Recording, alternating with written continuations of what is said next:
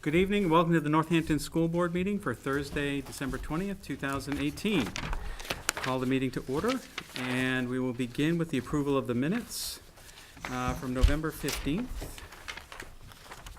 I move that we approve the minutes from Thursday, November 15th. Second. Second, all right, any changes, corrections, questions?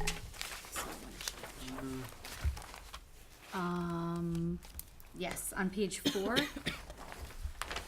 it said developing our educator evaluation plan, the second bullet for 2019 to 2014.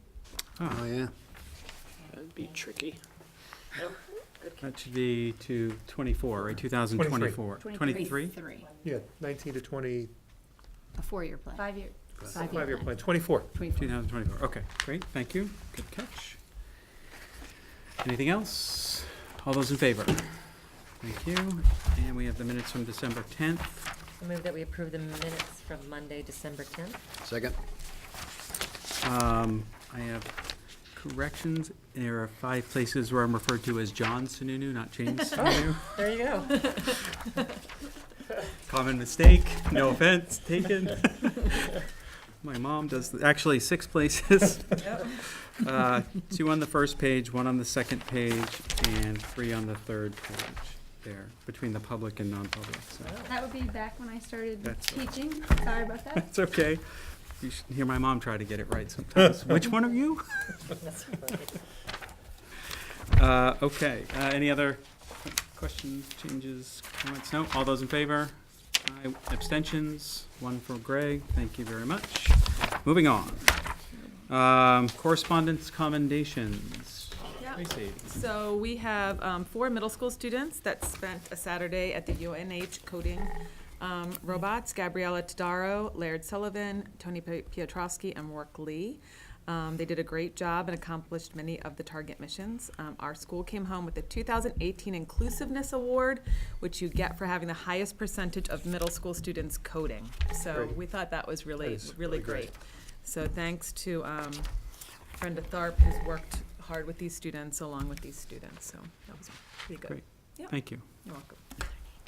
Anyone else? All right. We should get that on the website. Yes, ma'am. You know, just, it's a nice thing for Yes. people to know what we're doing with technology. Yeah, for in the sure, school. for sure. I will write them all notes. I just have one quick comment. Yes. I was at the choral concert, but yes, then the there was another, concerts. I guess there was another one too that I missed, but I heard both of them were fantastic, and thank you to the staff for leading our kids. Yeah. Some nice music. Yeah, chorus concert, band concert, that all happened, and so I believe those are in our admin report, but, yeah, I mean, they're so well attended, and the Yeah. kids really do a great job. It's a lot of fun. Between the music and art, we're pretty lucky. Mhm. I'll Thank you. mention one. I had an opportunity to come up yesterday, and I know it's all over Twitter, the 6th grade Human Rights Project, which is really a tremendous undertaking by the teachers here. I also had a chance to talk to 4 or 5 of the students about their project, and the level of understanding of what they had engaged themselves in was really great. They were great spokespeople for that project and for this school. And if you haven't been up to the hall and had a chance to see what they do, make sure you get up and do that. Great, thank you. All right. Moving on. Questions, comments from those in attendance? Henry, you wanted to say something? Just a couple things, and the first thing is I'd like to thank the people that worked on the negotiations committee for the SAU. Are they going to hear about tonight? They have, and we're Oh, going okay. to reconsider it with the entire board tonight, yes. We did the same last night, and I'm representing Winnicott High School, and our board members will be going to different school boards. As you may know, that Winnicott was chosen as one of the top 100 high schools in the country, and statewide, we were a blue ribbon school with, I believe it's a gold circle, is that what it's called? Ribbon and gold circle. Okay, and I just want to let you know some of the things that are happening at Winnicott. because next month is when kids start to decide which schools they're going to go to. And you just mentioned the human rights, and we have a very large club that is called the Human Rights Club at Winnicott. I'm trying to go quickly here because Santa's on his way. I heard him coming in. The couple big things that have happened at Winnicott, and we've put quite a bit of money into these two things, and that's into the music department with the choral and the band. This year, after 17, 18 years, we now have a marching band, which is right around 50 students. And once kids see what's happening, there is that interest in band. And the other night here in Northampton, the jazz band performed down at the Barley House, and also the choral group. If I'm stealing somebody's thunder here.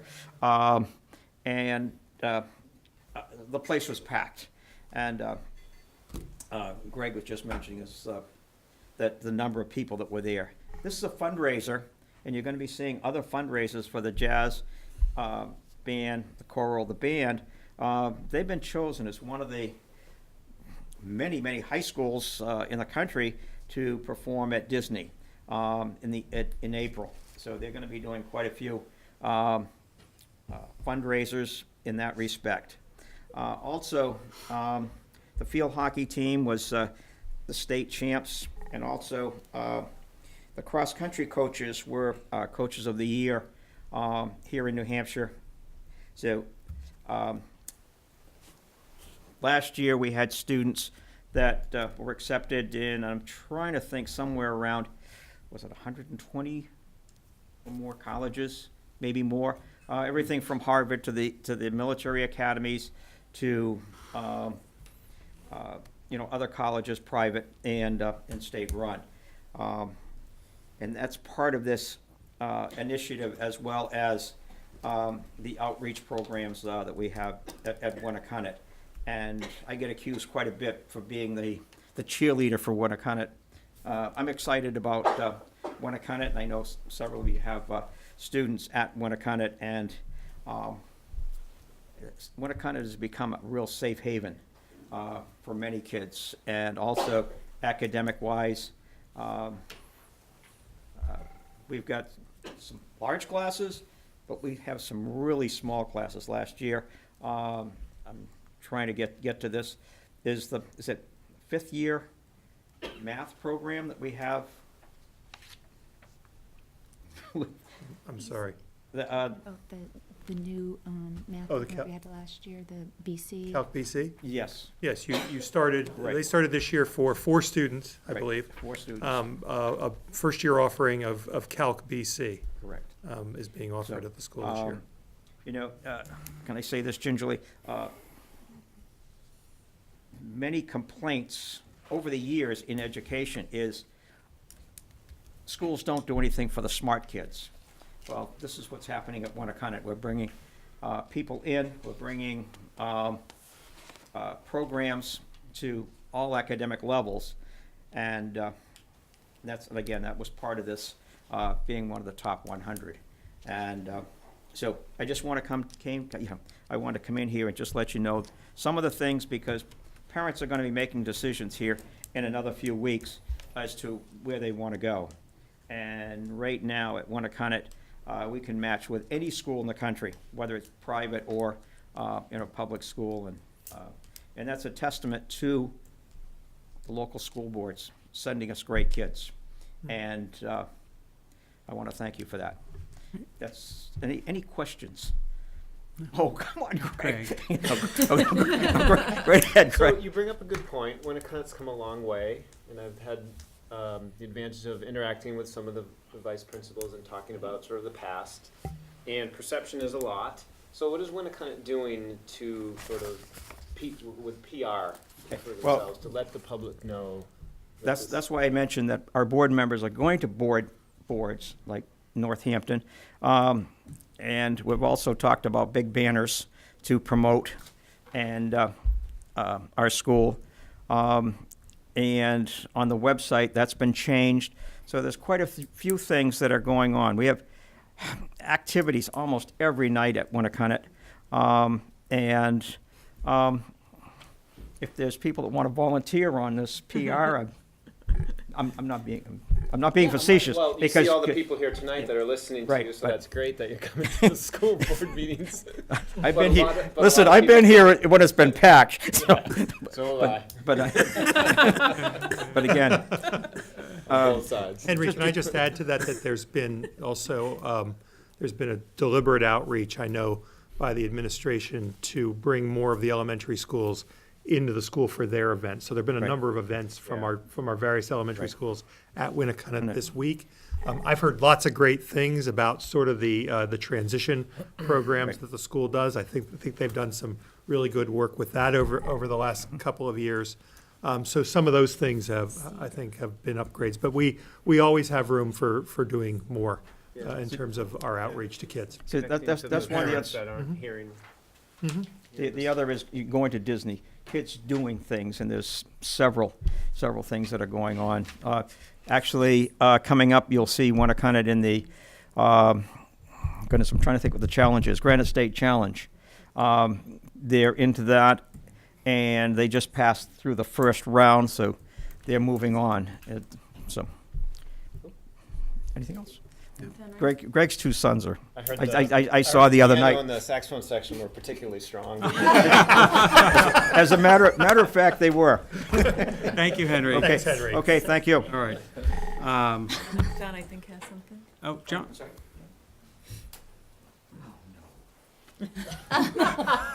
As a follow-up or a dovetail, whichever you prefer, on that note, I want to give a shout-out to Grayson George, 7th grader here. Last year when we began our first attempt at the video club, the idea being teaching children live television productions and doing their own monthly show and stuff like that. We got a little sidetracked because of various things last year, but we're chipping away to get back into it. One thing, of course, is to have equipment that you can use that's permanently here. Twofold, we want to teach them live video production because there is none at Winnicott right now. There is a weekly show that they do, and the kids do a marvelous job with what they have. But we've talked before, that's one area where there could definitely use improvement in terms of feasibility, staff, and equipment. We've gone over to do live and streaming, also worldwide, of football. We've done hockey, and the other night we started with basketball. Well, one of the key people with us is Grayson George out of the 7th grade, because last year he clearly got it. He wasn't a 6th-round pick. This kid got it right off from the start. By the end of football season, he was in charge of production, moving the cameras and calling the shots and telling people your shot's in the wrong place, as long as being a graphics coordinator. So he earned his Northampton 22 T-shirt, long sleeve, and I think he wears it every day here now. So starting next game, of course, it's Christmas break and such, we want to get him involved as well, as do other kids, I think the venue should really include like 5th, 6th, and 7th graders.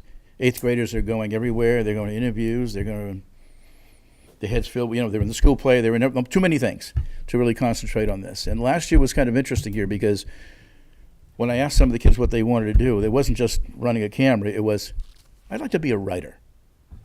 I said, well, good, because there's no show without writing, And we had a little team going along. As you saw last year, we did one version of that Jaguar Journal, to which there's no reason that can't be a monthly show. Okay, but if you leave it in the hands of them and their creativity, that's where your strengths are. So hopefully we'll get that ball rolling. And I'm not saying to be a feeder system to the high school, although, Grayson's an example, and I think it's a natural tie-in with us as well. And when I say live broadcasting, I mean you're on. All right, we actually had people. We're the only game in town because Hampton is basically devoid right now of cable or coverage of anything. Yeah, I'm bragging. But So anyway, we had people in the stands watching the game that they were at on our live streaming network, Huh, that's cool. just to see what it was. So I'm saying, you know, so if you were in your hammock in Costa Rica, you could have watched the game the other night or something like that. So, and the crew was so pumped, they went to do hockey at Exeter last night. So, Great. so we're trying to juggle a few balls, but again, the live component, learning the big show, so that when you go to do a small show, it's pretty simple and easy. So we'll be chipping away. But Grayson was one of our cornerstones. I thought I'd give him a plug. Yeah. Great. Thank you, John. Thank you very much. Good night. All right. Thanks, Henry. Thanks, Cindy. All right, education update, school council. Yeah, my update will be quick because I don't have meeting minutes from that meeting yet, and I was late due to a parent meeting. But I do know that there was discussion, just follow up on our December 7th professional development. Our middle school teachers were in conferences, but our elementary school teachers worked with Becca Carlson on competency work, and they felt that it was time well spent. There was an update on a meeting that the middle school team had with administration and with Maura Hart, just to sort of think about what the middle school vision could look like. And we're going to follow up from that first meeting with 2 more meetings on January 14th and January 18th, so that we're going into next year with some collective understandings. We discussed Open Circle. Open Circle is our social emotional curriculum that's going on K through 5, and there will be some training for our key players are going to another training January 9th, and then during our next PD day, January 18th, we'll do some whole staff work so that everybody, again, has some common understanding of what Open Circle is and how it can impact our students. And we've been getting some nice feedback from kids with it. It's fun to see sort of how it's come about in a kindergarten classroom as compared to, say, a 4th grade classroom. And I think that as we're building year for year, it will be really interesting to see how that deepens as students move up. And the teachers, it's not just through our guidance counselor, the teachers run it as well, which I think is also a really, really nice component. And so then we have some consistency in language. We had a report out on the 4th grade and 5th grade team are again planning for an artist in residence. So we discussed that at council, and that's really exciting. They're hoping to have the younger grades involved a little bit too, and they're using a local production called Sticks and Stones, and it's a cooperative middle school where my kid goes and my kid went.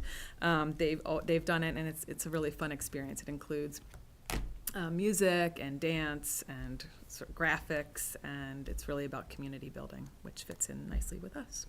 So that's what I've got. Were you there, Cindy? Did I miss anything? The science committee had a small update. Yeah, but they mainly passed that out. I do have that, but Yeah. But that was it. yeah. Okay. Thank you. thanks. All right, on to continuing business, board goals. I did want to just make a comment about goal 3, about understanding competency. It was nice to see that insert that was included in the report cards. Just sort of a little bit of a primer on competency, and the terminology and stuff is a good sort of first step towards providing some of that information to parents that goes along with what they're seeing in their report cards to help provide some understanding around that. So that was a nice thing to see. Becca is going to come to a board meeting and do a longer presentation. She's got a wonderful way of being able to take that teacher speak and put it into lay person's terms. I mean, I think it really even helps our staff. I know it helps me because that's her area of expertise to sort of lay it out for those of us who are more concrete, sequential in that way. So I look forward to her presenting that for you because I think it will help things to gel. And you are sort of the beginning group of that presentation, which we're planning to take to all of our boards. Great. And we talked about board goal number 1, measuring the progress on that goal. And I know last time we talked about it, Eric had mentioned that we might do another climate and culture survey to see where we've come on that. Is there any update on that? I don't have an update, but when Maura, I can reach out to Maura. I think we were relying on her to see if she would guide us with that, but I don't have an update, but I can look into it and That'd be find great. out. Thanks. On those? All right, moving on. budget review. You have some updated spreadsheets. Pass this over to Matt.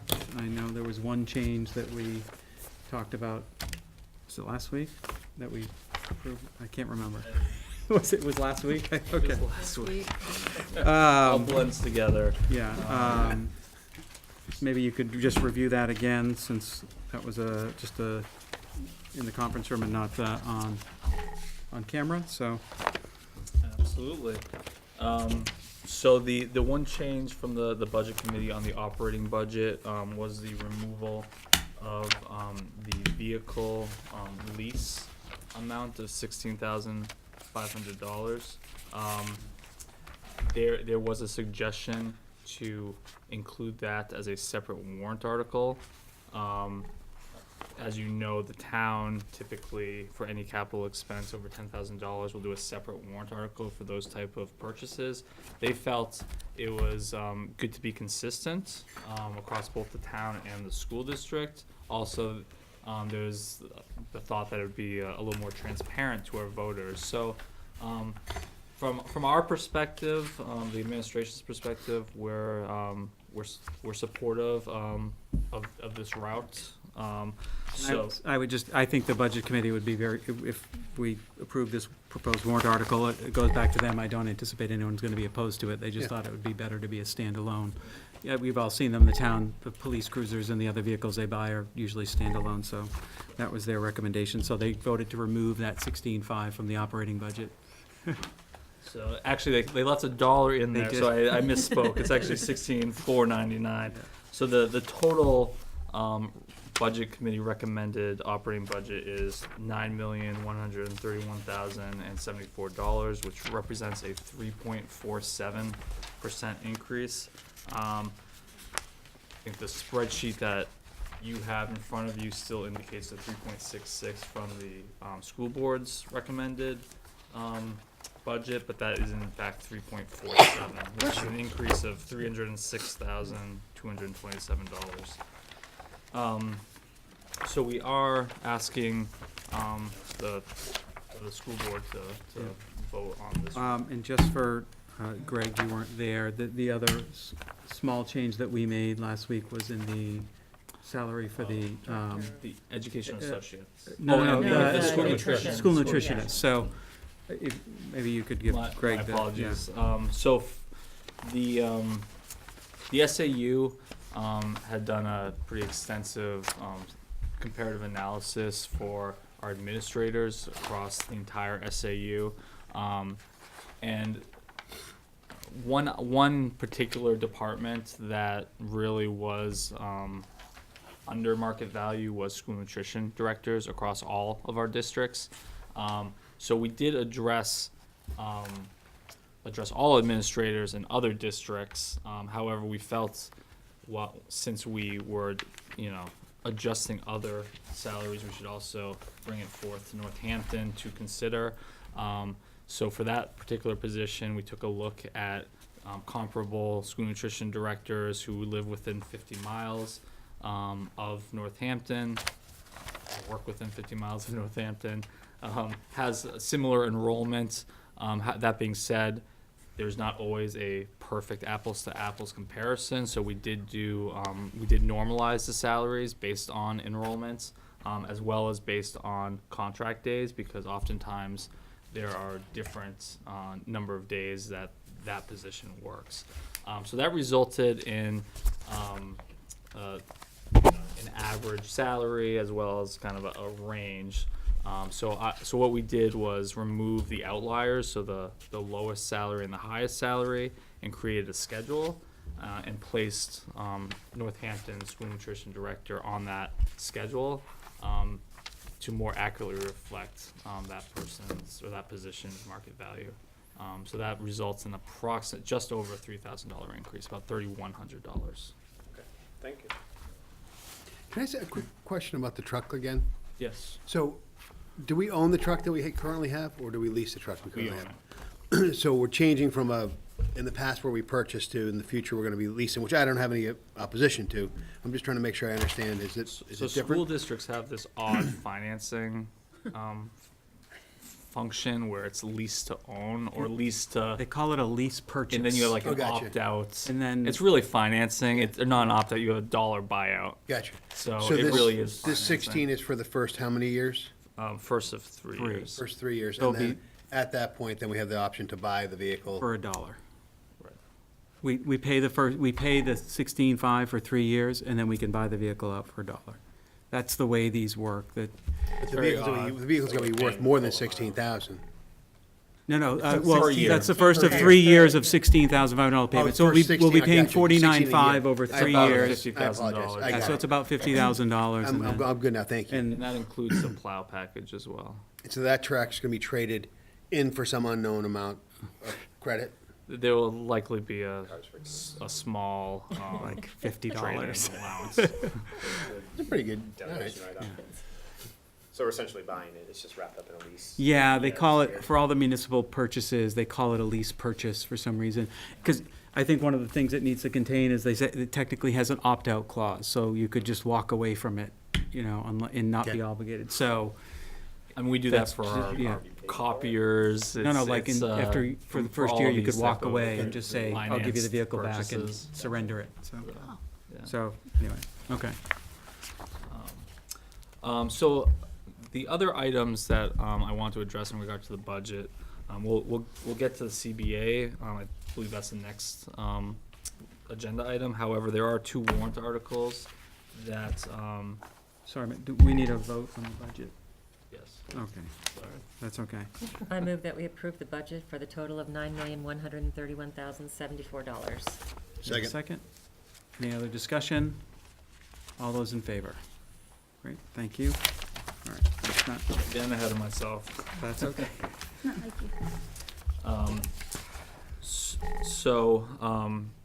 We had proposed a roof replacement warrant article, which was previously estimated cost from our consultant, ARM, at $60,000. However, we did go through the RFP process to get a locked-in price. And we were pleasantly surprised with the price that came in, which was $30,570.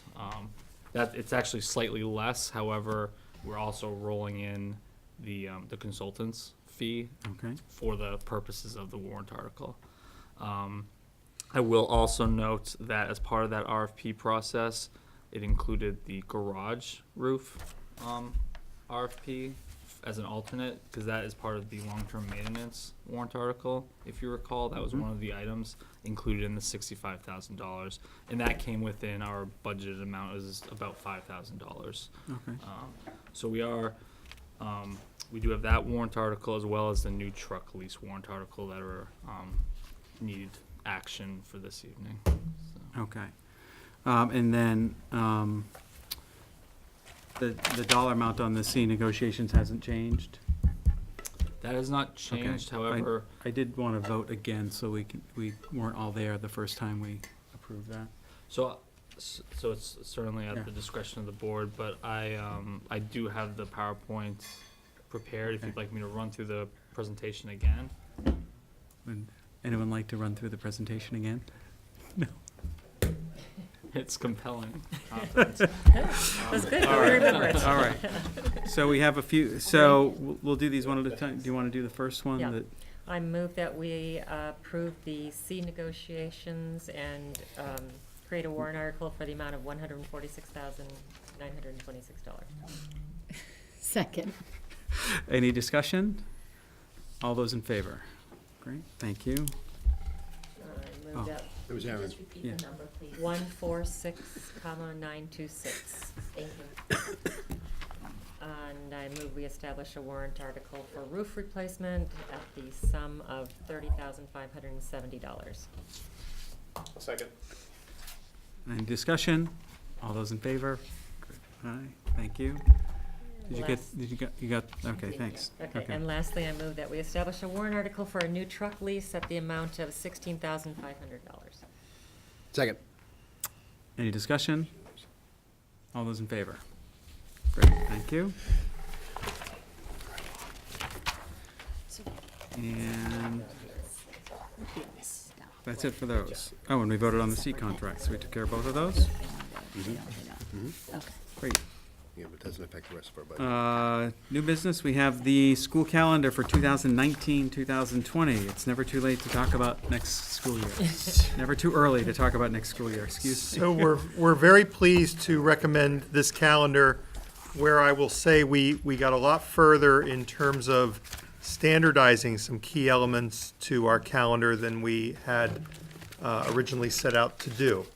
And I know some parents who spoke with me about this will be thrilled with that, particularly consistencies between the high school and the elementary calendar. And I want to compliment our principals and assistant principals who were so helpful in moving this along.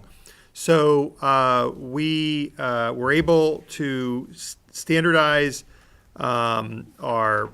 both our starting days, our finishing days, our early release days, and also standardize those early release days with our students who go to SST. In the past, some of those students would miss some time because the calendars didn't match up for them, so they missed some SST time. We were also able to standardize the professional development days with the high school's calendar. It's true that in the high school's calendar, some of those are transition days, but they will at least match up in terms of the calendar. So there's an equalization sort of there. And as I said, again, one of the things I heard from parents about this was trying to figure out some ways to create more commonality between our elementary calendars where we could and our high school calendars. So we're pretty thrilled with being able to put this forward. I will say for special education directors in particular, one of the key elements was that one of the things they talked to me about from the beginning of the year was trying to find some time for professional development for EAs, for educational assistants, where they had in many districts none. And so we've been able to do that. There are 2 days identified in this calendar for professional learning opportunities for educational assistants as well. So I think we got a lot further than we actually set out to do, but that's all a good thing, we believe. For sure. Any questions about the calendar? Do we need a motion? We do? I move Craig, we- Craig? Sorry, I was taking my breath. I know last year we had some discussions around the voting days. Yes, so what we've done in this calendar, the day we thought that was most important if we were to do something with a professional development day was presidential primary election day, and we've used that day in February. The 2019 elections, I think we checked here, Did. and it wasn't, it's not nearly as big of a deal, and we don't expect that they'll actually occur here. Is that right? Yes. No, there's no. No, there's none. There's There's none. There's cities, yeah, There's those are only for the cities. We have no Right. cities in our So district. the And then presidential primary was viewed as being the And- sort of the key day. Town election day would be March 10th. That's also a professional development day. Yeah, Right. Thank you. Boom. you're welcome. So I make a motion, we approve the 2019-2020 calendar as presented. Second. Further discussion? All those in favor? Thank you. Thank you very much. Facilities manager, you have a description in your packet about the proposed restructuring of the facilities management position for the school. I'll again ask Matt to review that. Thank you. So with the, with John Gamache, taking on the facilities manager position at Winnicott, and that position, here at Northampton opening up, it presented us with an opportunity to really take a look at the organizational structure here at Northampton and see if there's a better way and more efficient manner in which to operate. So we did go through a process of consulting with John, in addition to a couple of our other SAU 21 facilities managers, our principal here at Northampton, Eric Anderson, as well as Bill McGowan, the principal at Winnicott, to really determine what the needs are here, what kind of change we could make. So we did take a look at those roles and responsibilities for the members and the positions of the current facilities team and department, to determine how best to proceed going forward. So as a result of that process, we're proposing eliminating the full-time facilities manager position. As if you look at other school districts across the state, typically an SAU will have a facilities director or manager, and then it's really just maybe a team lead at the individual school districts. We felt that we could kind of mimic that type of structure and utilize the expertise and the institutional knowledge from John Gamache and contract his services to provide for some of those administrative services, and then maintain kind of the current structure of the staff, the team, as is. So what it looks like is kind of and we're also trying to leverage this kind of shared services across the SAU. And that really is the purpose of an SAU, is to leverage our resources. So we thought this was a perfect opportunity for that. So what the new kind of contracted facilities manager position will do is really take care of all those managerial, administrative tasks. So that would be working with the staff. They would be going to that position for any concerns or issues. They would process the purchase orders. This position would coordinate with any outside contractor for projects, any scheduled inspections and repairs. The position would be still responsible for creating and presenting the annual facilities budget to the administration, as well as the long-term maintenance plan and capital improvement plan that we do on an annual basis. It'll be responsible for all those administrative items such as payroll, signing off on invoices, doing requisitions and vendor contracts, and coordinating with for fire inspections, etc. One item that we anticipate will transition from that position to kind of our daily staff members would be the actual ordering of the custodial supplies. We feel that we need the staff that's on site and is actually using the supplies on a daily basis to make those purchases. So based on this set of job responsibilities, we're estimating approximately 7 to 10 hours per week will be required. However, we do see this as a pilot. We're gonna ask John to log his hours, and we'll adjust accordingly.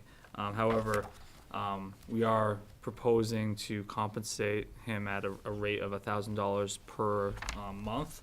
This represents about 8 hours at his per diem rate, and so we've agreed.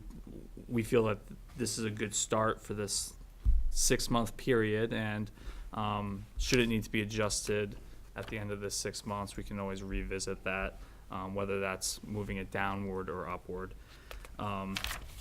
So as part of this structure, we do need some additional staffing during the day to fill the void of of some of the work that John was providing, because he was doing some of the maintenance work.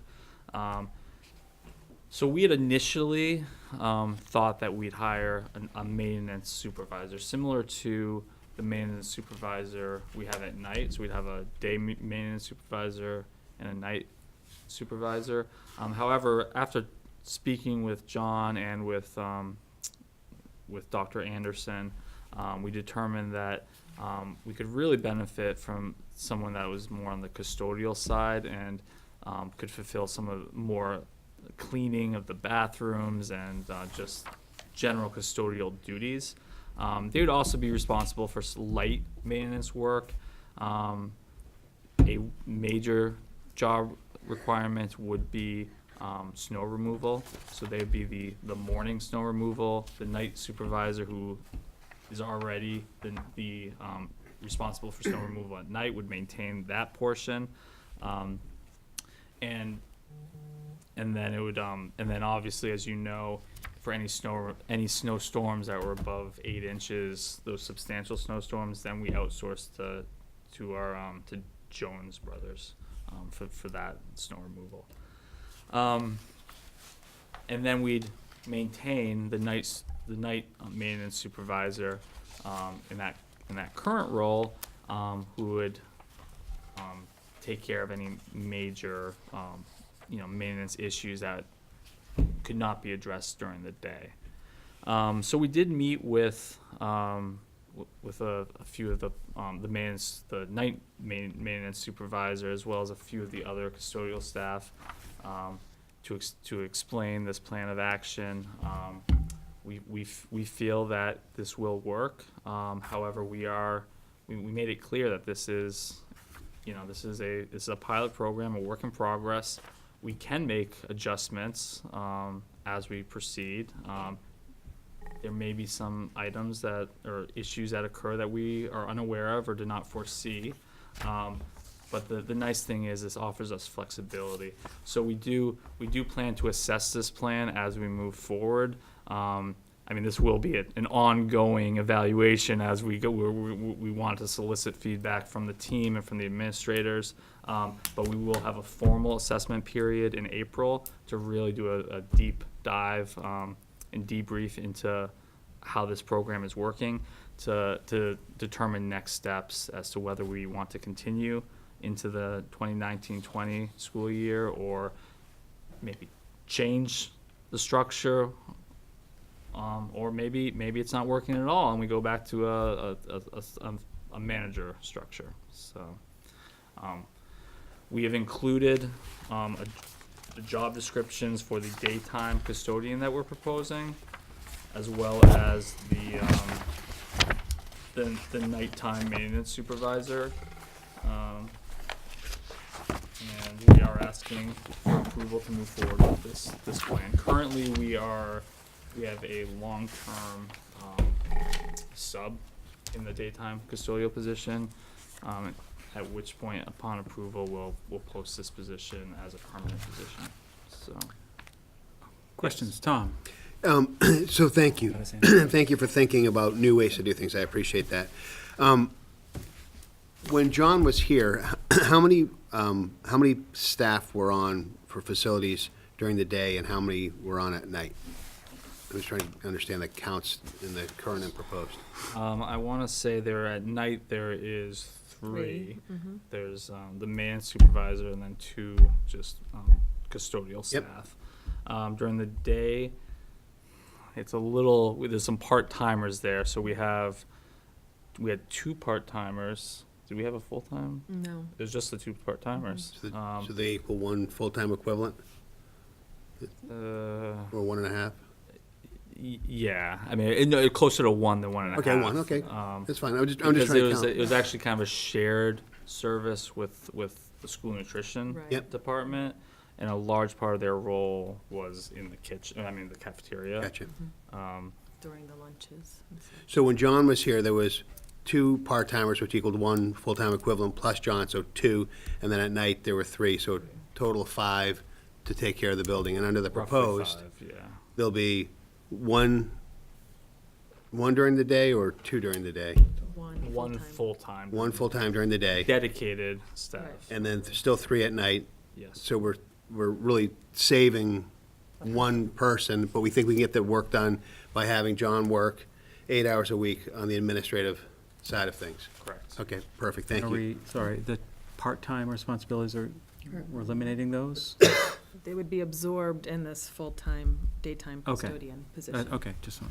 Great. So the only other question I have is, when you do the evaluation in this spring to kind of evaluate whether it's working, will the Winnicott administration be included in that to make sure they're getting what they need out of John as well? And that's an important component, because there certainly cannot be any sacrifice on Right. that side. Yeah. And that's something John is cognizant about, and and the SAU is certainly cognizant about, because if we start to see any sort of drop off on that side, then that's an indicator that this structure does not Right. necessarily work. I would encourage that because it's got to work for everybody. So that was actually my question, is John replacing somebody who worked full-time at Winnicott at the facilities manager? Yes. So somehow this person used to work full-time on Winnicott, now you're gonna carve out 8 hours. Well, No, John's this, been the coming 8 in hours on after top. hours. John comes in Oh, after he's gonna do hours. that, Yeah. he's gonna do additional 8 hours, Right, okay. Yeah. right. And then the second thing is we have, the night maintenance supervisor, I assume he supervises Two other the other people. two Evening. people, and then this daytime one's gonna report to the principal and the facilities manager. Well, it's really reporting to the facilities manager, but the secondary reporting is to Dotted the line, yeah. principal. Okay, but he's not, and then what about the night maintenance supervisor? He also reports to They the will, facilities the manager? reporting structure will remain the same. They'll all report into to John.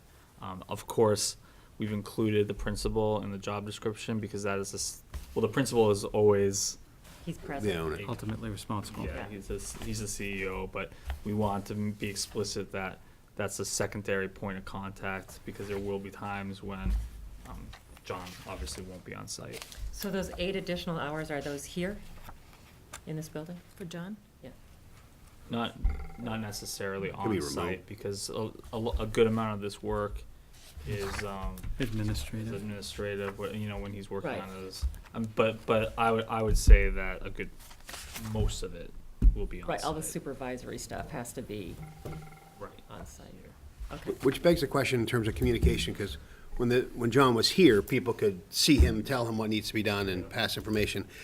If the position, regardless of whether it's John or not, is a remote position, how do they communicate? Do they have email access? Is it expected to be over phone? What's the kind of protocol to pass information? I mean, communication is really the key for success for this to occur. It will be all of those. They have Forms, we give so them it's- computer access so they can get on email and send him a Well, note? it will likely be phone and text Okay. primary, because they won't be on computer very often. They have email addresses, but the usage is obvious it. based on the nature of the job. They're not going to be Right. at No, their, I get it. So, And John historically has been remarkably accessible, right? I mean, Mm-hmm. even if he's on vacation, if we text him about, hey, we've got this question, he gets back to us. Yeah. So, I mean, he's proven that. yep. Um, So totally with you. This position should be beyond John, though. If it works by being able to put Correct. everybody in, not just because we have an exceptional person currently. So that's why I want to make sure that the communication protocols are there absolutely. to make sure that it's easy for everybody. Absolutely. And actually today, we I was kind of gonna had say, today our was- first test right. case. We had a bit of a sewage Smell. issue here with a bad smell. So we did need to bring out a contractor to snake the sewage out to the Roots. septic. Yeah. So Tracy called John, and John worked with the company to come out, and actually he came on site and and met with them, and they took care of the issue. Yeah, So- that's the stuff I want to make sure that Bill's okay with in April. It was at the end of the day, it was after Yeah. Winnicott had dismissed, so, This time. But I love it. Yeah, I love right. this. right this time. Yeah. No, I think the whole thing's fantastic. I think thinking about new ways to do things and leveraging the SAU, I think makes a lot of sense. So I'm all for it. I just want to make sure we thought through some of this stuff. Yeah, and had the contractor come earlier in the day, then our daytime custodian would have been here. So, John didn't have to be here for that. The daytime custodian was more than prepared to talk them through what our issue was, or what we think it was. Hopefully it won't happen again Any tomorrow. other questions? Aaron? No? No? All right. So do we need a vote to It's, I think give you direction to move forward with that? I'd like a vote just to formalize it. Do we have a motion to approve the facilities organization restructure as proposed? I move we approve the facilities organization restructure pilot plan as proposed. Second. Any other discussion? All those in favor? Great, thank you. All right, on to our written reports. Superintendent's report, Dr. Lupini. Thank you. The first two items, ignore what's here, because we actually moved quite a bit beyond this. We had, we've posted both the Director of Student Services and our Assistant Superintendent position. We've had some interest, and we've had a lot of interest from teachers, other staff members, parents, in serving on those committees, and in fact, we're trying to finalize those committees now. Thank you for nomination of members of this board to serve on those groups, and those groups will begin meeting actually after the first of the year to begin the interview process. We'll then be scheduling a joint board meeting. One subject of that meeting will hopefully be the nomination of these positions, as well as some work on superintendent evaluation. We've taken this as an opportunity, and we talked about this, to do some work on job descriptions, work that we are taking a look at in terms of each of your budgets. As you've created new positions, we're already at work on the job descriptions for those positions, to make sure that we have something very substantive for you to approve and to go out with, should the voters approve the budgets, and we can implement those positions. That includes any changes in positions as well. We'll be looking at those job descriptions as well. We're also in the process of looking at some dates for the board governance training that we talked about in October at the joint board meeting around board governance issues with NHSBA. On emergency planning, we had a bit of a snafu in that the consultant that I had originally talked with, he was unable to work with us because of some medical issues. We've been working with Rich Kane, who holds the position of Coordinator of School Safety and Security in SAU 16, and he also happens to be the former Chief of Police in Exeter. And he's going to be doing some work with us on those efforts after the first of the year. And we're very, very excited about that because they've done some really tremendous work in that district. Dr. Carteret, I know you were part of some of that work there. And should you adopt the changes in policy with respect to how we create policy tonight, then we will have a joint policy committee. And we've already begun to work in terms of creation of that agenda for a first meeting. I'm not showing it to you because it's a little overwhelming. And there will be a few meetings like that will be a little overwhelming. But we're already hard at work on putting that agenda together, and so we'll be asking for hopefully a nominee to that group, hopefully to begin meeting in late January.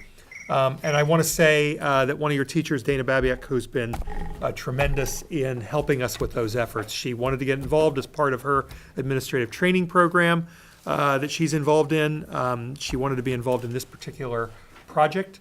And was a great help in sort of the beginning stages of trying to structure that agenda. That's good. Great, thank you. Any questions for Dr. Lupini? No. Moving on. Assistant Superintendent's report, Dr. Carteret. It's actually after your principal's report for Winnicott. After the Winnicott, yes.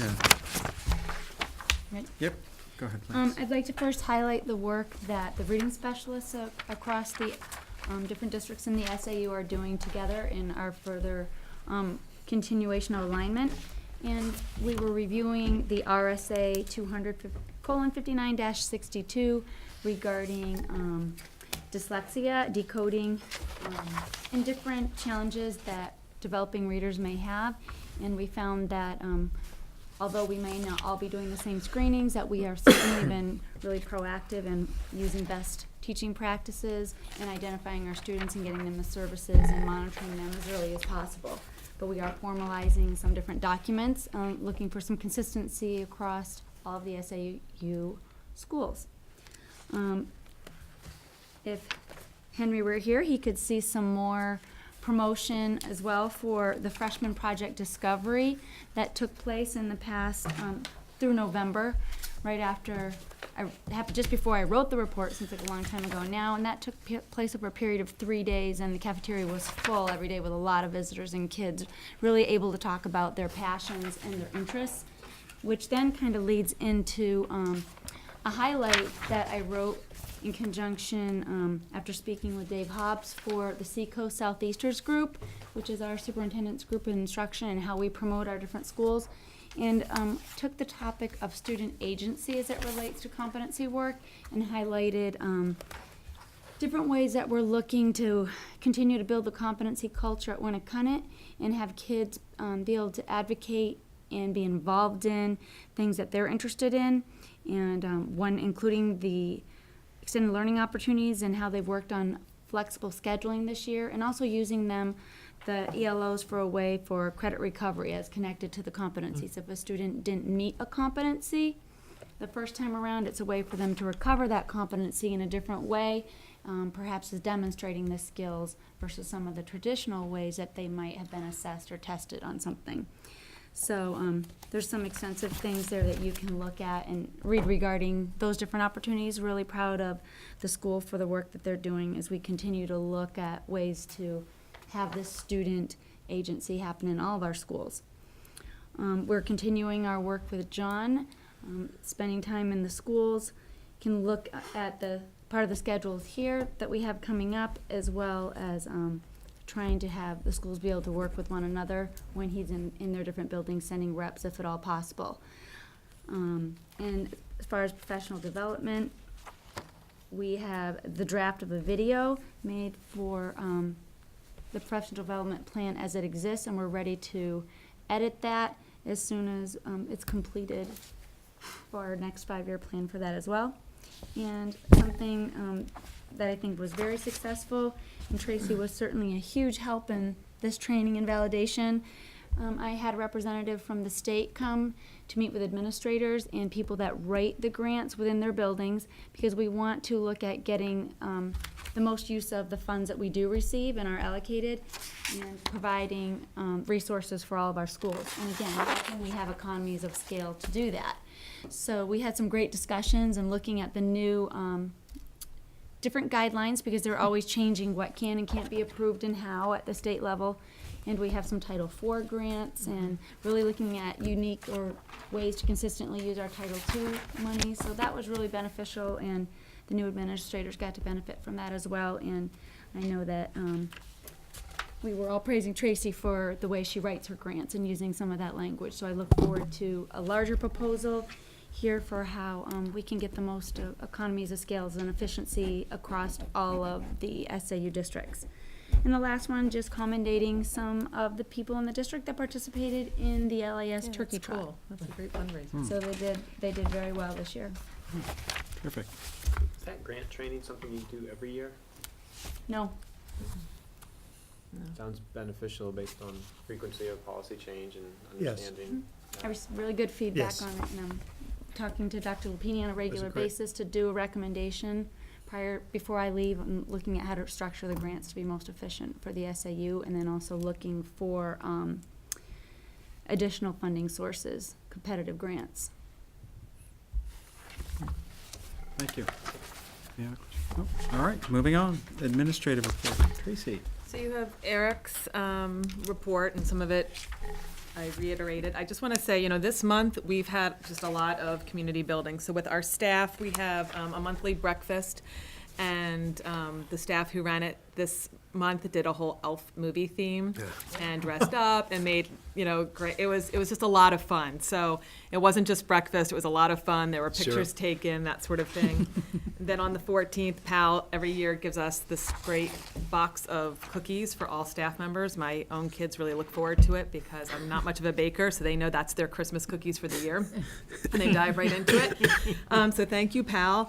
And then that same day, Jody Dong, who I've talked about, who does just a lot she does a lot in the school for a lot of reasons, but especially in terms of staff get-togethers, and she really organized this whole staff day-long potluck. So it starts with breakfast and it goes through lunch, and we use the case manager's office for it, and people come up and eat and linger and share, and it was really, really nice. So that's on the staff end. On the student end, all throughout the month, we had pre-K who welcomed 3 new students this month. Today in kindergarten, the Ginger Man came to visit. It's a really big deal, and it's very exciting. So you have kindergartners running through the hallways on a scavenger hunt to find the gingerbread man, As fast as they can. who always makes right. And historically, he makes a real mess in my office, so I'm the one who has to really have a discussion with the gingerbread man. There's glitter everywhere. First grade has been working on craft gifts this month, but also using it to focus on some mathematical strategies. The second grade this week had their student-written book shares, so they used a children's illustrator who's also a parent here to teach the children different ways of illustrating books. The third grade has adopted a leopard gecko, and today they celebrated friendship with a secret friendship celebration. Our fourth graders today went caroling at the Partridge House. The fifth grade shared today with family on their Cozy Cottage project, which is really cool, and they're also working with Mrs. Alves on the United We Stand play, which will take place at the end of January. Dr. Lupini talked about the Human Rights Project for sixth grade, which has just been really wonderful, and it's caused people to go upstairs and see it, and the students came and did announcements and shared what they were doing during morning announcements. Our seventh and eighth grade just went on their field trip to see short stories at the Chamber Theater in Boston as a 7th, 8th grade group. Oh, cool. So that was pretty cool. Our student council, they've been hosting morning announcements, which has been great. I can really just sort of sit back and they run it with the younger kids, and they're right now planning a grade 7-8 dance in January, which is something that we haven't had. We have a Good Deeds Club that's made up of 3rd and 4th graders that meet, and they've been working on gathering donations from Crossroads and St. Vincent de Paul Society, and they also come and share what they're doing on morning announcements.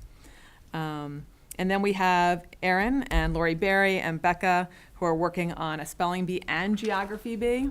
So they'll have 4 workshops in January. We'll have our school competitions in time so that the winners of those can compete for the state competition. So just a lot of activity in a short amount of time. But I wanted to highlight each grade because we don't always do that in our administrative report, but every grade, every month is doing really amazing things, certainly academically, but also just community-wide. So I just thought it was important to share that.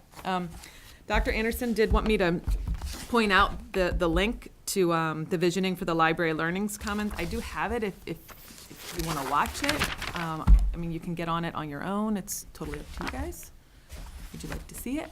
So Betsy McCombs, who's our new library specialist, she's been going to each team saying, what do you need from the library learning commons? What is it that I can do? And it's been really great conversation. I mean, it really, really wonderful. And she's just got this this great spirit of nothing's impossible. and so this is sort of a presentation that she developed. She certainly is hoping that you'll see it, so that if you have any questions, you can forward it to her. I don't know if you'd like to watch it on your own, maybe? Okay, and then if you have questions, we can certainly invite her to come. That would be great. So that's it. That's all I've got. Are there any thoughts of maybe keeping the library open after hours once we get the library learning commons? I mean, I think we can certainly consider it. It's funny because we do use the space for some of our homework, our after-school homework clubs. It would just be a matter of staffing. Mhm. That would be the issue, a matter of staffing. Yeah. Now that I have a middle schooler, sometimes she says, "Can I stay after in the library and work with my friends?" And I'm like, I don't think so. Now, I have to say, this is where our partnership with the Northampton Library has been really great. I mean, students can take the bus if they don't want to walk to the library. They are wonderful at creating space for our students to be able to work. You have the whole team there. So, I mean, they run book clubs after school. We have a list of the students who are involved in the book clubs. We make sure they get on the right bus. So we have a really close partnership with the Northampton Public Library. So that's a good option. So that's a great option. They literally have a room for the kids to go into. Yeah, And it's awesome. They just hang out and. it is. Not to discount sort of us thinking creatively, but Yep. that's what we have now, and it's worked well. That's good. Any other questions of Tracy? No, all right. Financial report, Matt. Thank you. So I do have a few items to address this month. First of which is the expendable trust for our healthcare that we established a number of years ago. However, one outstanding item was that there's not a target amount. And as we continue to contribute, it really is a best practice to have that target and the rationale thereof. So I am proposing a target for that trust at $200,000. The reason being, our current budget is just over $1 million for our health insurance. And if you look historically, really the worst case scenario for a guaranteed maximum rate for health insurance is right around 20%. 23.5. Just saying. Just say it, yes. Just at 22.8 2 years ago, 18.5 this year. Okay. So 20% would represent, approximately $200,000, and that doesn't preclude us from changing that target down the road. However, for our current needs now, I would suggest $200,000 would suffice. I'd entertain a motion to that extent. I move we establish a target for the expendable, Healthcare. for the healthcare expendable trust fund of $200,000. Did I do that right? Yes. All right. For a second. Any other questions from Matt on that? This is something we talked about before, so all those in favor? Great, thank you very much. I will note that was board. The board came forward with that suggestion. That was not my idea. I agree wholeheartly, but I do not want to take credit for creating that target. It's in the minutes. I think it was actually Tom in particular. The second item or report that's included is the monthly expenditure report. There is one issue with this report. You'll notice there's a number of accounts that are over budget. These are all the salary accounts. And there's a reason for that. We prior to yes, Sorry. we gave everyone raises. No. When we ran this report, it had just preceded a payroll period, and the encumbrance had not come off, so that is double encumbered for. So we have there's an extra payroll period. Which has since been adjusted and corrected, but for this particular expenditure report, this is not accurate.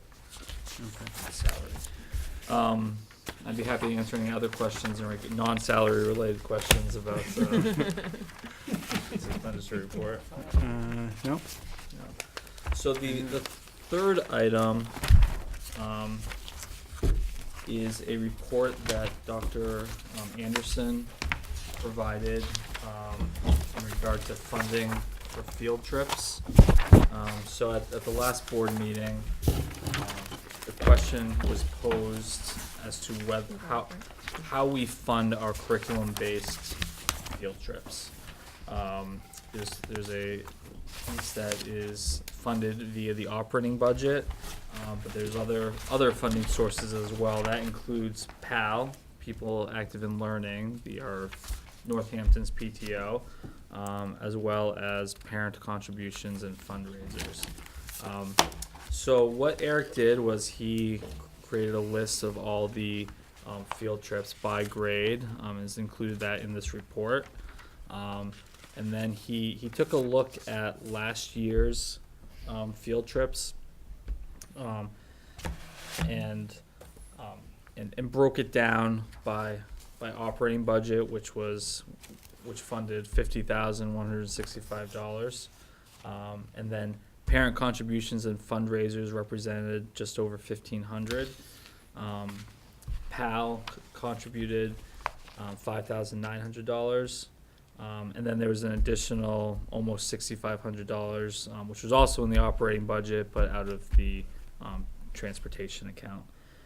So the total expended for field trips was just over $64,000, of which the operating budget funded about $56,500, and then PAL and parent contributions funded about $7,500.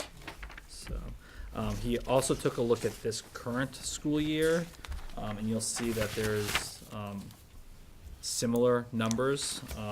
The operating budgets, we did have lower enrollment for the middle school overnight trips, so that number did come down to just under $39,000 for admissions. The operating budget, $6,600 has been funded by PAL at to date. We do not have the, parent contributions and fundraising is very minimal at this point. And then transportation was $5,200.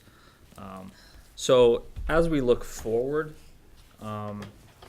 we are adjusting from the middle school overnight model to day experiential field trips.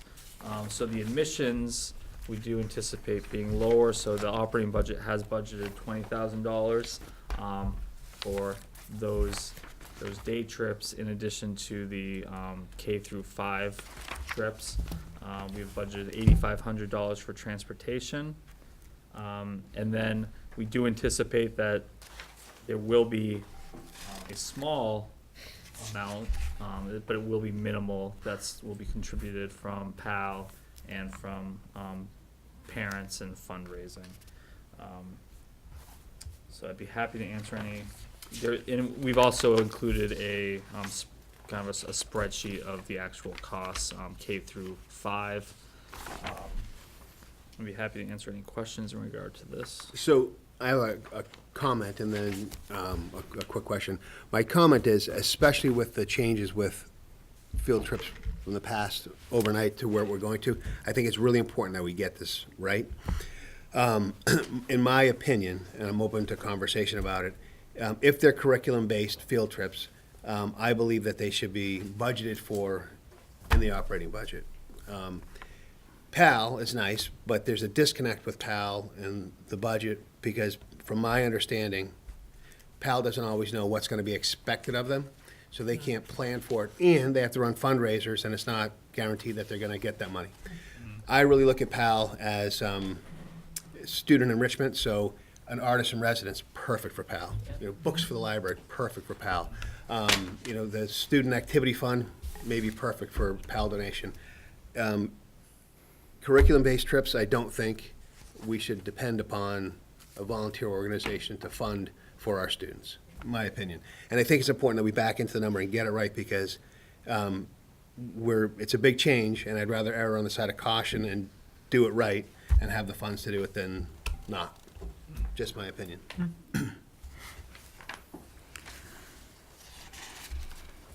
Questions, comments?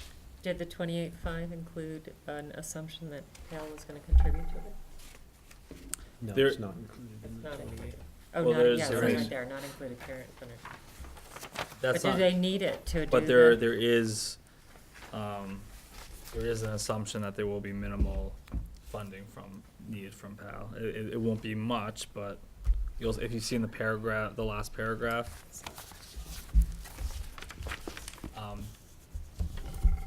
that being said, if the desire is to fully fund it, we will look at, if we do go over that 28.5, we could look at where we have recognized savings in other accounts and make sure that we fund through the operating budget, and then in 2021, we will adjust accordingly.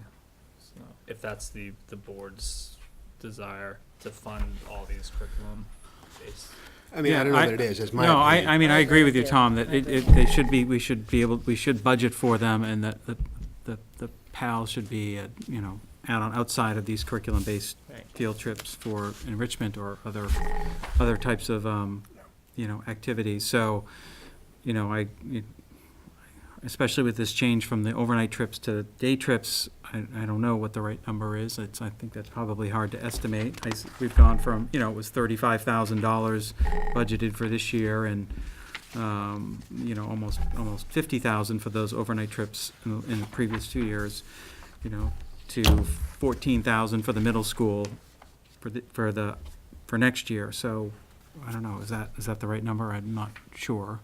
But we also don't want to make sure we're not shortchanging the elementary school grades on what they're doing. So I think as long as we're comfortable with potential of bolstering this with funding from where we have savings elsewhere, and we see that every year, we see some savings in other places, but have the expectation that as a school, we're going to be responsible for that and not kind of lean on PAL Yep. to fill that gap, then that's okay.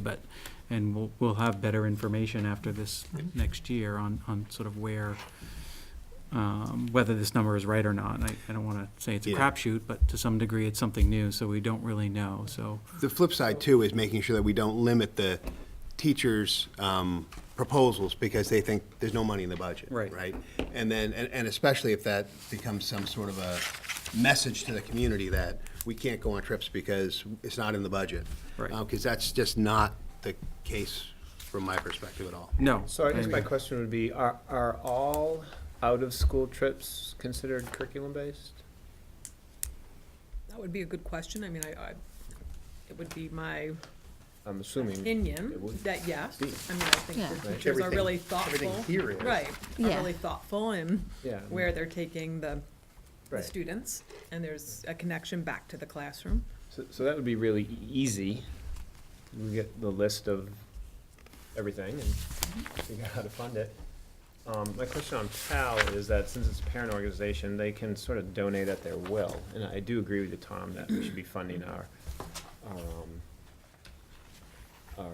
educational experiences. I guess, how do you send that message to PAL, or how do you police that, I guess? Well, I think that's a discussion Accepted with donation. PAL, but also it's, if there is a donation, we'll make it clear that we won't be utilizing it for the field trips. Yep. And then we'll, but I think that's really just communication with the PAL leadership. So historically, at least my understanding is that the fundraisers that PAL would do, like the Harvest Fest, where the 6th and 7th graders would participate, that money would actually go, they'd earn money that'd go to their trip. So they were directly tied, specific fundraisers to specific trips. There was some stuff like the art exhibit that might have gone into the general funds, but then, PAL's general funds, but then it was donated back. But their budget's kind of reported out and transparent. I think there needs to be a realignment between PAL and the administration, school, right, council, whatever, in this new world that we're in. Yes, that's right, Yeah. yes. Yeah. Better said. I Yep. guess that's I don't what know if was it's better getting said, at. but it needs to be realigned for sure. Yeah. That'd be great. So before we finish on this, I think it's important that we look at this number for our 2019-20 budget, because if that's something we're not comfortable with, we don't think it's gonna be enough, we're sort of getting to the end of the line here. If we wanted to make an adjustment, it's kind of something we would have to do now and then run back through the budget committee as a proposed change, but I think, although technically, I don't know, actually, don't think we can do that at this point. I think we can manage it within the $9 million budget. Okay. The key from my perspective is that there's no miscommunication Yeah. about, we can't because, right? And that people know that our intention going forward is that the school owns the curriculum-based trips, if that's what we agree to, and then we communicate with PAL to realign.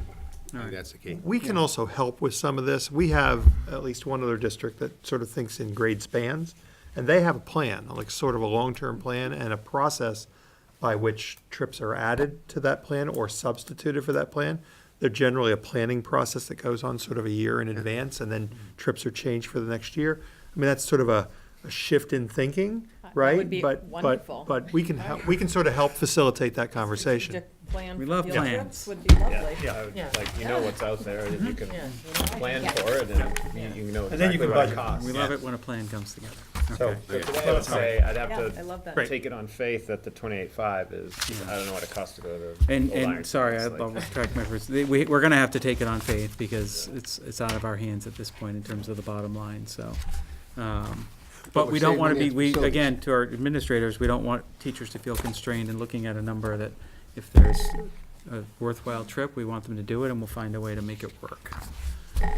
The trip to the Boston Theater, was that about close to what we estimated that it would cost? You know, I don't know. I would have to It's ask. the theater district, Yes. so they're just gonna drive through. I don't, I wasn't, Look at that. I would have to look that up. Actually, Roll up the windows. They're going to a show. That smell. we did, stop it. Sorry. All right, moving on. We all had all-you-can-eat pizza. Any other questions for Matt? Oh, yes, all you can eat. Thank you, Matt, for All-you-can-eat doing this. Pizza. Thank you. I And did thank have you to one, I Eric for lost that. it in my sarcasm. All right, if it comes back up. Moving on. Was that a fifth grade field trip? The lunch was all you can eat. Budget pizza. committee. When the kids came back, they They- talked a lot about the all you At the can place on Route 1, eat. Sorry? right? All you can eat pizza? Yeah. That was a Yeah, big hit. It was a huge hit. I know where they went. Okay, Was great. this for us only, or was this distributed anywhere else? No, it was for you. Budget committee met this past Monday. As I mentioned earlier, they made one change to our proposed budget on the truck and voted that bottom line amount in a 7-1 vote.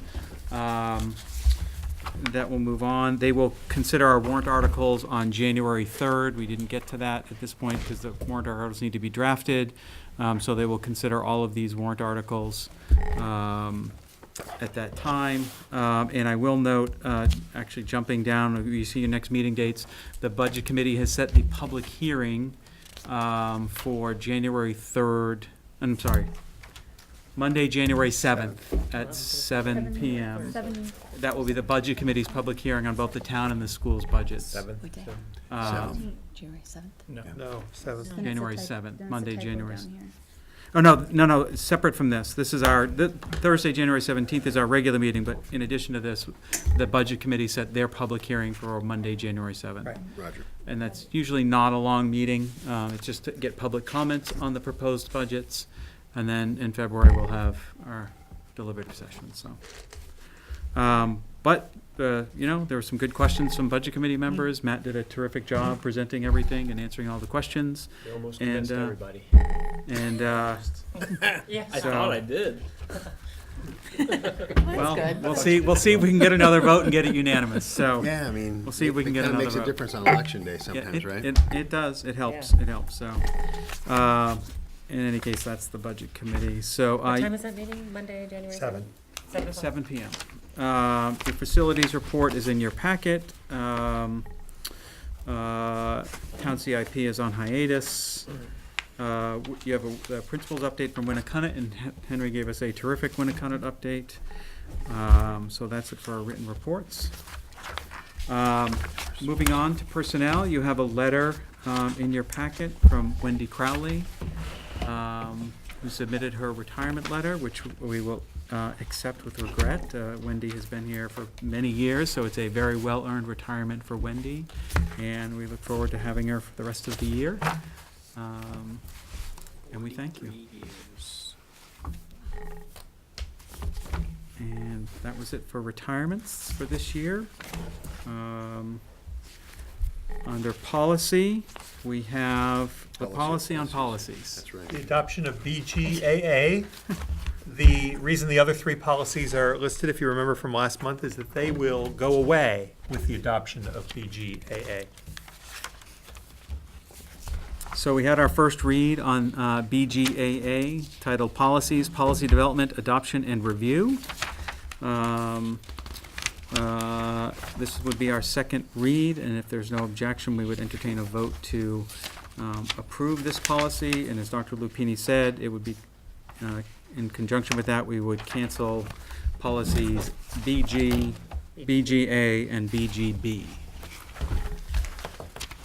So any questions on the policy on policies? I heard we will have questions later on, but they're not tonight. Yeah. You. And so everyone can think about who's going to win the battle to be the nominee to the Policy Committee on Policies. I already signed up for a big one. Me too. All right, do we have a motion to approve the policy on policies? I had a quick question. Yes, questions? Serve. So we approve, when we vote and if we approve this, what about other boards? Everyone else has. Okay, all right, moving You're on. ready to go with this, Okay. with this committee after tonight. Okay. Move that we approve policy BGAA as presented, canceling out, should I say canceling out? Sure. BG, BGA, and BGB. Second. Any other discussion? All those in favor? All those in favor, putting Greg on the I call? move to nominate Aaron Stanton.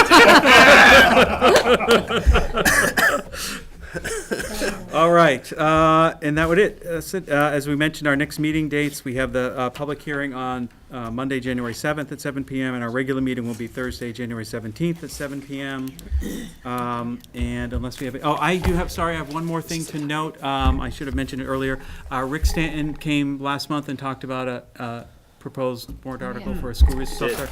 He could not be here tonight, but he wanted me to pass on. He is not going to be presenting that, proposing it this year, because we have as far as labor and personnel goes, we have a C contract that's gonna be on the ballot. There'll be a police contract on the ballot. There may be some other labor-related. He thought maybe it would be best to wait a little bit one more year before, for the timing to be better he thinks a better possibility of getting that to be adopted. So he just wanted me to pass on that. Thanks everyone for listening and for their questions last month rather. And I think that does it. Oh, yes.